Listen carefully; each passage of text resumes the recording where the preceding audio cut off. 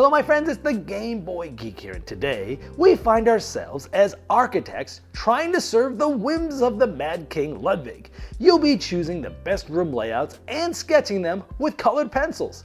You'll be gaining bonuses and abilities as you connect all of the room's entrances to other rooms, and you might even be able to add a secret passage. Blueprints of Mad King Ludwig is a flip and write game for 1 to 5 players. It takes 60 minutes to play. It's for ages 15 and up, and it's published by Bezier Games. Now it's on Kickstarter right now, so I'm going to show you how it works, and I'll see you on the other side.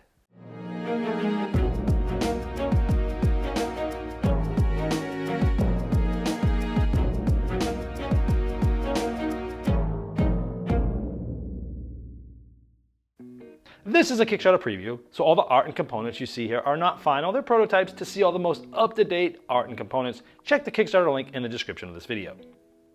And here we have the mat set up for a full complement of 5 players with all different types of rooms that are out there. These are rooms that you're going to be drawing and sketching into your castle. You're also going to be trying to, over the course of the game, focus on some of these king's favors that are different each game. You'll also be getting some bonus cards that are going to be secret that you're going to be trying to fulfill as well. Now notice there's different types of rooms that you can build. They're all summarized on the mat here, like sleeping, living, outdoor, food, moat, utility, downstairs, and activity. And those are going to correspond with those similar icons on these rooms, but also the colors of these as well.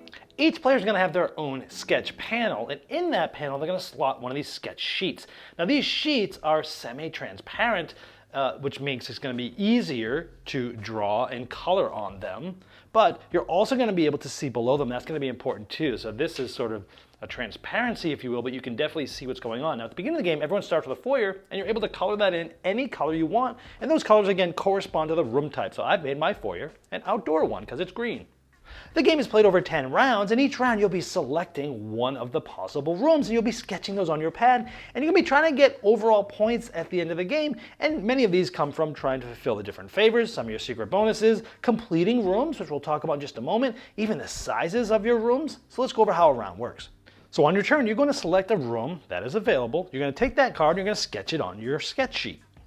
Now obviously the rooms are different colors, and the game comes with these different colored pencils in this nice holder. The first player marker is actually an eraser, and this, if you spin it around, doubles as a sharpener in case you don't have access to an electronic one.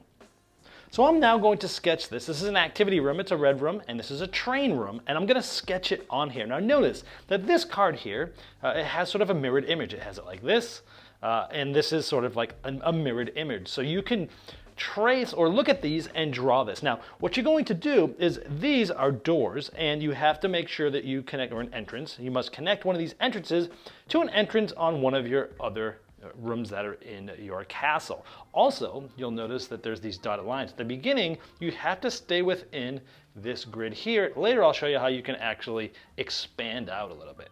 Now the really cool thing, and the reason why this is transparent, is because you can actually slide the card underneath this transparency because it's open at the bottom, and you put it there and you can literally just trace it. I do this because I am a terrible drawer. Now you can see that as you're drawing this, if you didn't want to trace it, you just want to freehand it by looking at the card, you can see there's little spots that show you where the entrances possibly will be depending on the room. Now once you have traced it or drawn the outline, you can decide to leave it like that, or you can decide to color it in. It has no game effect, but it is quite calming to color in, and it looks really nice. And what I like to do is just highlight the entrances a little darker so they're easier to see at first glance. Now one of the things that you're trying to do in this game is complete rooms, and that's making sure that all of the entrances have something connected to it. So I'm going to have to connect this, and I'm going to have to connect this later if I want to complete this room. And you might say, well, how do we get out there? Because this thing is like this. We'll show you that later, but that's generally you're trying to sort of connect and complete rooms, because once you've done that, you'll get some bonuses I'll show you later. Now another cool touch here is on these pencils, it actually has the icon and the type of room it is. It's just another level of detail that Bezier always pays attention to.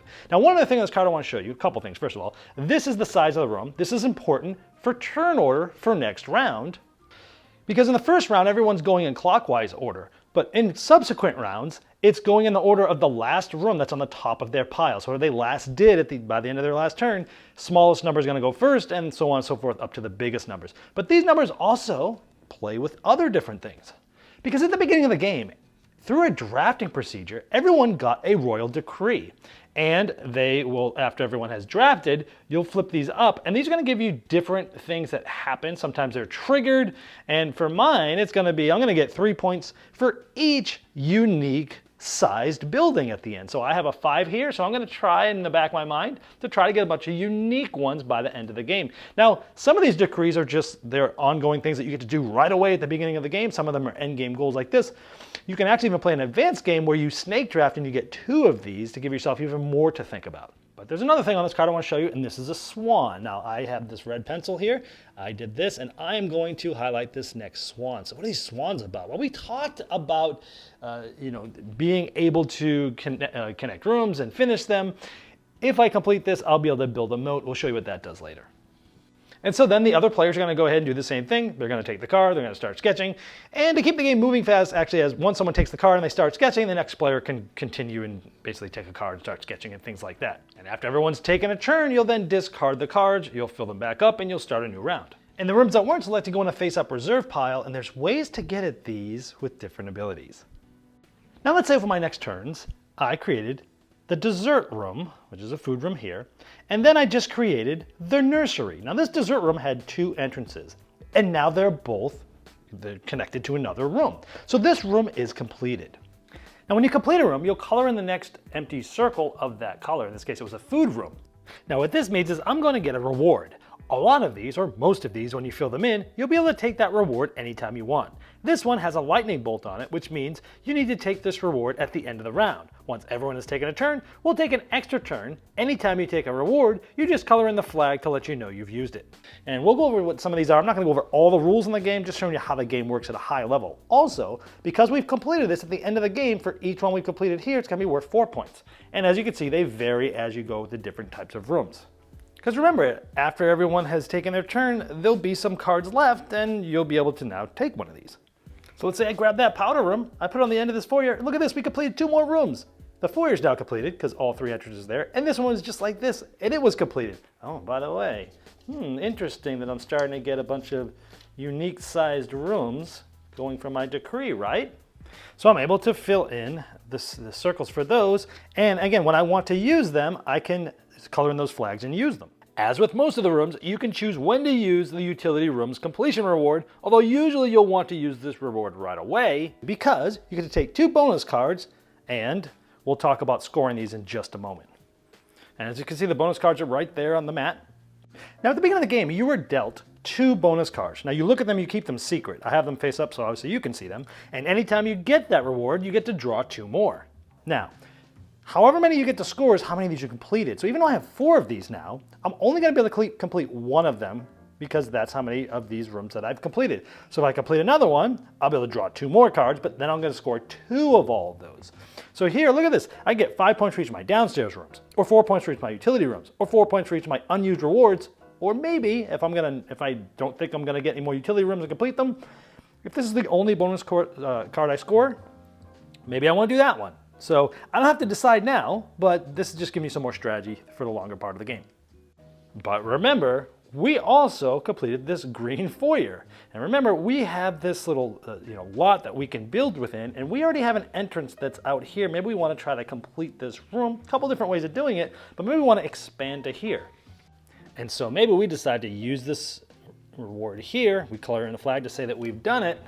And so we'll color in any of the green flags, and what this means is now this boundary is no longer a boundary, it's removed. So now we can move up here and try to complete this. So let's show you some of the comboing beauty in this game. Let's say I built this arcade and I placed it right here. Well, first of all, I just completed this, this sleeping room here, which is going to allow me to take a reward. Now, another thing I want to show you is this also has now completed a courtyard. Anytime you have something that on all orthogonal sides, it's sort of enclosed and you have an entrance, that becomes a courtyard. I'll just mark a little C in there. And that's cool because 10 points for every courtyard. Now, let's not forget, I had a swan on this, so I filled it in there. I have finished these 4 swans, so now when I want to, I've completed this, I can build a moat whenever I want to, and I'm actually going to do it now. So I'm going to color in the flag to let me know I've done it. Now, if you remember, we opened up this boundary by having this green flag. We were hoping to be able to put some things here and then maybe here, but the rooms just haven't been coming up that I want, but I want to be able to make sure I get these closed. So I can build a moat. It's going to basically take up one column or row, but I have to stay within the lot. This is still a boundary. It's only going to go to here.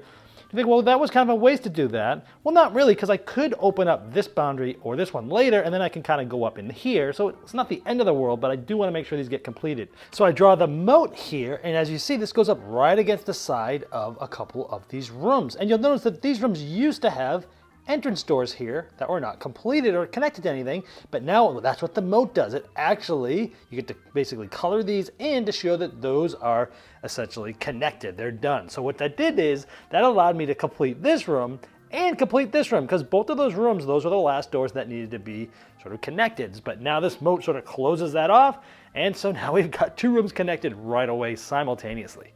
So in this one turn, I've gotten two of these completed, one of these completed. Each of those is going to be 5 points. This is going to be 8 points.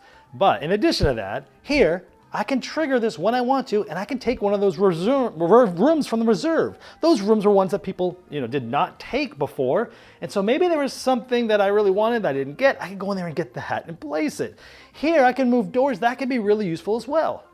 Now you might be going, yeah, you did a lot of great things, but you're kind of stuck now because everything is closed. You just put a moat here. We've got a courtyard here. There's no, what are you going to do? Well, there's a lot we can do. Because at the top of the sheet here, everyone has a filled in start reward. You're able to take a reward, a special reward of any of these. Because if you didn't want to take a room card, you can skip your turn, coloring this in and getting a reward. Anytime you go last, you color this in, and anytime you're going last the third time, or the sixth time, you get one of these.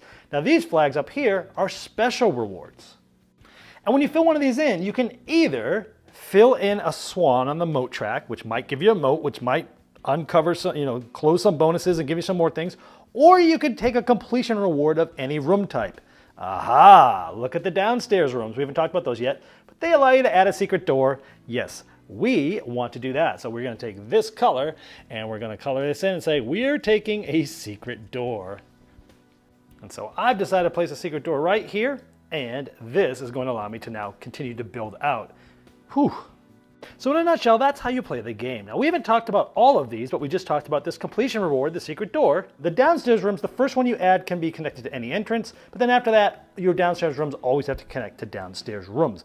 Moving doors. When you place any room in your castle, you can take any number of these doors and move them somewhere else in this room, but you need to keep the same amount of doors in the room. Removing a door. This is great if you need to complete a room. You can use this completion reward to remove a door and maybe complete that room comboing into another reward. Now the game will end when the deck runs out, and then you'll start tallying up all your scores, and as I showed you earlier, you'll be scoring for all your completed rooms depending on how many rooms there were. Like in this sheet, there were 3 yellow rooms done, because you can see 3 circles were filled in, and those are 4 points, so that's 12. You do that for all the normal rooms there. The outdoor rooms, the green ones, you get 2 points for each empty square that's adjacent to your green rooms. Moats, you're going to get 2 points for each room that's behind the moat. In this sheet, you're able to draw 2 moats, one at the very bottom, because they actually had a decree card that allowed them to draw a moat in the lot edges there on the edge of the map like that. So they actually had 2 moats. They got a ton of points from all the rooms that were sort of hidden from outside of the castle there. Of course, you're going to score however many bonus cards. In this case, they scored 1 bonus card for 15. You're going to get 10 points for each courtyard, 3 of them here for 30. Then you're going to add up all the numbers. Remember, all the rooms have a certain number for turn order of what the sizes are. Some bonus and goals go for that. But then you add all those up. In this case, 47 of them there. Also at the bottom, you have first, second, third, or fourth place. Those are for all the king's favors. Remember, those are these here, and these are different each game, and there are a ton of different favors. So yeah, you'll get those points too, and whoever has the most points at the end is the winner. Well, there you have blueprints of Mad King Ludwig, and as I showed in the overview, you'll be selecting rooms, sketching them, trying to complete rooms to score them, gain abilities, all while concentrating on your secret bonus cards and King's favors. Now, if you'd like to see the most up-to-date art and components and all the different pledge levels available, you can click the link below me right now, and that's going to take you directly to the Kickstarter project page, and I'm sure the fine folks at Bezier Games would love your support.